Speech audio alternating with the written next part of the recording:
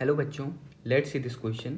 The question says the phase of a particle in simple harmonic motion at time t is pi by 6. The following interference is drawn from this. Question में कहा गया एक particle SHM execute कर रहा है कोई particular time t पर, उसका जो फेज डिफरेंस वो पाई बाई 6 है, तो उस हिसाब से हमें करेक्ट ऑप्शन चूज करने हैं।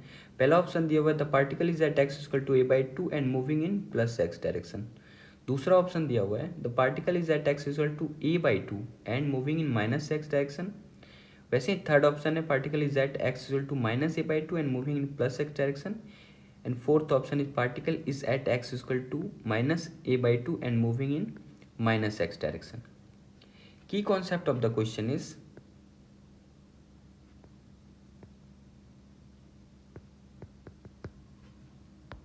first key concept is how the SHM perform। अगर आप ये समझ जाते हो कि कोई पार्टिकल सिंपल हार्मोनिक मोशन कैसे परफॉर्म कर रहा है तो आप इस क्वेश्चन को कर सकते हो। एंड सेकंड की concept of the question is by the help of phasor. अगर आप फेजर समझते हो तो भी आप इस क्वेश्चन को इजी तरीके से कर सकते हो। इसकी कॉन्सेप्ट की हेल्प से हम लोग इस क्वेश्चन को सॉल्व करेंगे। पहले ये देखते हैं पार्टिकल SHM परफॉर्म कैसे कर रहा होगा। तो सपोज ये मैं एक्स एक्सिस ले रहा हूँ और ये दोनों एक्सट्रीम पोजीशन है, यानी पार्टिकल मैक्सिमम माइनस ए पर जा सकता है और ये प्लस ए फॉर एम्पलीट्यूड है और यहाँ पे मीन पोजीशन है। सपोज कोई पार्टिकल मीन पोजीशन के अबाउट SHM परफॉर्म कर रहा है, ये मीन पोजीशन पे से एक्सट्रीम पे जा रहा है, फिर से मीन होते हुए एक्सट्रीम पे जा रहा है, फिर से मीन पे आ जा रहा है, तो उसका एक साइकिल कंप्लीट हो जा रहा है। अगर इसी चीज़ को आप फेज़र से समझो तो फेज़र में क्या करना होता है, एक सर्कल ड्रॉ करना होता है और ये सर्कल एक्स वाई प्लेन में करना होता है। ये वाई एक्सिस है, ये एक्स एक्सिस है। एक्स एक्सिस रिप्रेजेंट करता है वी बाई ओमेगा को और वाई एक्सिस रिप्रेजेंट करता है एक्चुअल में डिस्प्लेसमेंट को। तो मैक्सिमम डिस्प्लेसमेंट पार्टिकल का कितना हो सकता है, प्लस ए हो सकता है, और मिनिमम डिस्प्लेसमेंट पार्टिकल का कितना हो सकता है, माइनस ए, यानी एम्पलीट्यूड पोजीशन या फिर एक्सट्रीम पॉइंट आप बोल सकते हो। पार्टिकल ये मीन पोजीशन है, पार्टिकल मीन पोजीशन पे कहाँ पे होगा एक्चुअल में, तो आप देखो इस फेजर समझो तो ये यहाँ पे जब पार्टिकल होगा तो ये मीन पोजीशन कहलाएगा। सपोज यहाँ से पार्टिकल स्टार्ट हुआ तो ये 1 नंबर में दे रहा हूँ, ये 1 नंबर है, तो 1 नंबर पार्टिकल यहाँ पे होगा। पार्टिकल जब एक्सट्रीम यहाँ से चलता हुआ यहाँ पहुँच जाएगा तो ये सेकंड नंबर है, तो अगर आप सेकंड इसमें देखो तो ये सेकंड नंबर हो जाएगा।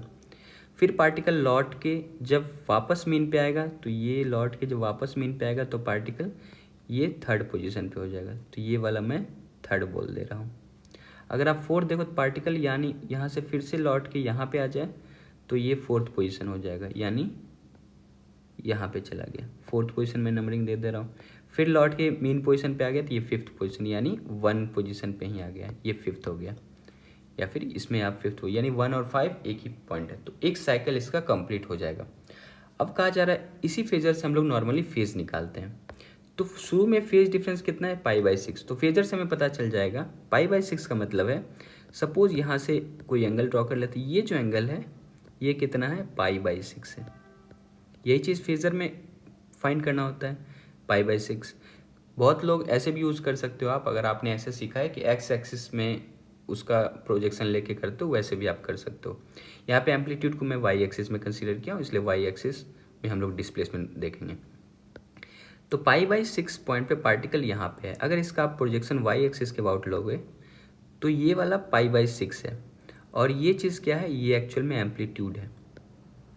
तो आप देखोगे पाई बाई 6 पोजीशन पे ये इसका प्रोजेक्शन जब आप लोगे तो इसका लेंथ ही क्या बताएगा, डिस्प्लेसमेंट बताएगा।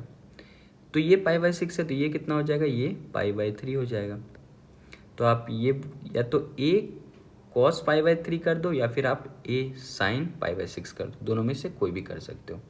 अगर मैं डिस्प्लेसमेंट निकालूँ यानी एक्स का वैल्यू निकालूँ, ये अगर एक्स में मानूँ तो डिस्प्लेसमेंट कितना हो जाएगा, ए फॉर एम्पलीट्यूड, और अगर क्वेश्चन में एम्पलीट्यूड स्मॉल ए से लिया गया तो आप स्मॉल ए ले लो, इससे एम्पलीट्यूड को आप स्मॉल ए ले लो, तो स्मॉल ए फॉर एम्पलीट्यूड, और ये कॉस पाई बाई 3 हो जाएगा, यानी cos pi by 3, cos pi by 3 यानी कॉस 60, तो ए कॉस 60 कितना हो जाएगा, ए बाई 2, कॉस 60 का वैल्यू हाफ होता है।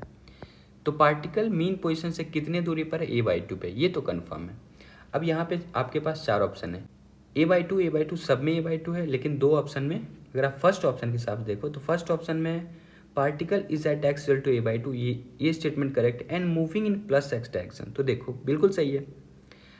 आप देखो पार्टिकल एक्चुअल में यहाँ से कहाँ पे होगा, यहाँ पे कहीं पे होगा a/2 पे, और ये किधर मूव कर रहा हो, इधर ही मूव कर रहा हो, यही चीज़ एसम्पशन को रिप्रेजेंट कर रहा है। देखो 1 और 2 पॉइंट के बीच में है ये पॉइंट, ये 1 और 2 पॉइंट के बीच में है ये, तो यानी पार्टिकल इधर ही मूव कर रहा होगा।